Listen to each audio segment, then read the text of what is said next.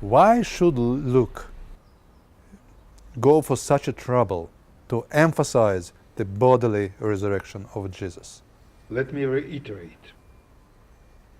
I believe that the notion of post-mortem spiritual existence and post-mortem appearances of important persons from the Jewish religious history, and maybe not only them, was a common belief. Later on in rabbinic tradition, we find a lot of stories of, for example, Elijah, the prophet Elijah, appearing to different sages, and not only sages, in order to deliver to them an important message.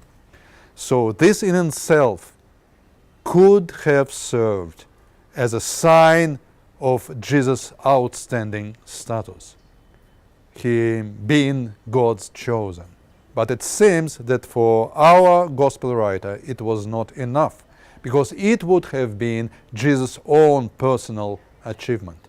What he wanted to claim is that in fact it was a bodily resurrection, because this bodily resurrection allowed him to present it as a part of the end of days scenario, as a part of general resurrection. In this sense, Jesus' resurrection was supposed to be the first sign of the oncoming general resurrection. Now Luke has that famous predilection for clarifying things. He is often more specific than other gospel writers and try not to leave anything unclear. An additional and famous example is in the vicinity of the resurrection story, as at the end of chapter 23 in Luke. Now, Luke, unlike other gospel writers who just state that the women waited until the first light of the first day of the week to come to Jesus' tomb, Luke felt it necessary to explain why those women waited so long until they came to see the tomb of their beloved master. And he says they rested during the Sabbath according to the Torah commandment. That's his penchant for explanations. But it turns out that the attempt to specify the type of Jesus' resurrection, what kind of resurrection was it? It was not specific or was not particular to Luke, but was part and parcel of general early Christian strategy. We know it because it appears again in an independent account in the Gospel of John. Let's go to chapter 20 in the Gospel of John. Chapter 20, verse 24. Now Thomas, it's already after Jesus' resurrection, one of the 12, called the twin, was not with them when Jesus came. All of them witnessed Jesus' appearance. Thomas was not there. So the other disciples told him, "We have seen the Master." But he said to them, "Unless I see in his hands the print of the nails, the wounds, and place my finger in the mark of the nails, and place my hand in his side, I will not believe." So already here we can see that actually the author of the fourth gospel wants us to understand that the real issue was the resurrection in flesh, the bodily resurrection of Jesus, and not an apparition.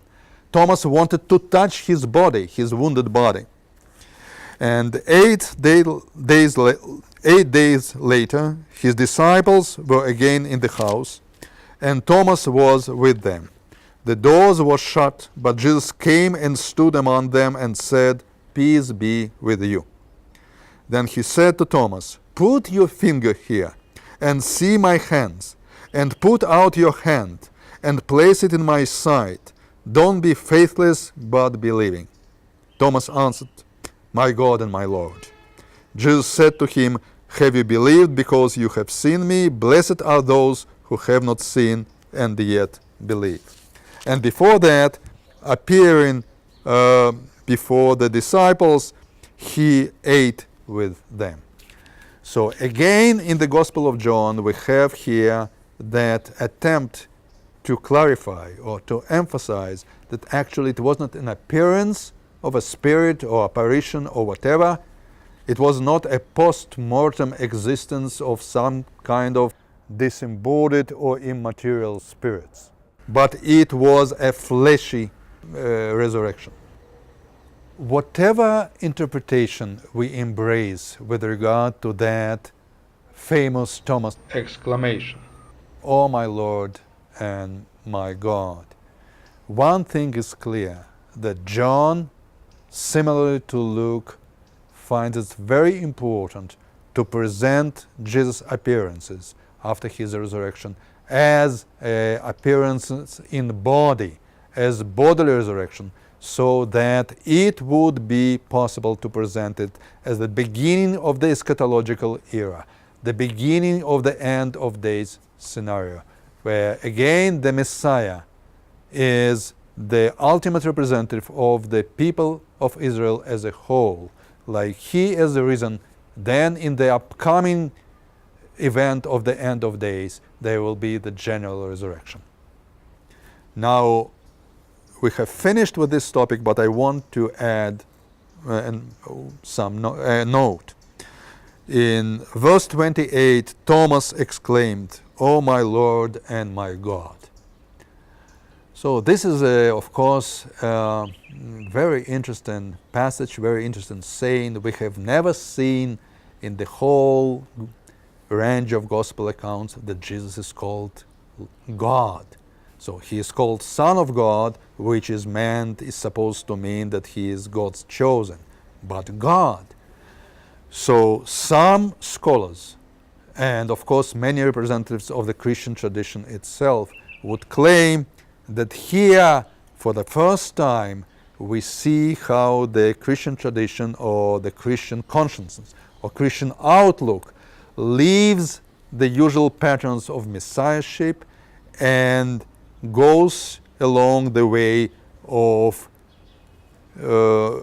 deifying Jesus, turning Jesus into God. So here at the end of the last gospel, we see this starting point of the process of deification. On the other hand, some other scholars, although it's a minority, and I am among them, as well as some representatives of the Christian tradition itself, would say that actually it would be unreasonable for Thomas to call Jesus God because Jesus is risen from the dead. In the thought world of the author of the fourth Gospels and early Jesus followers, gods did not die and gods are not risen from the dead.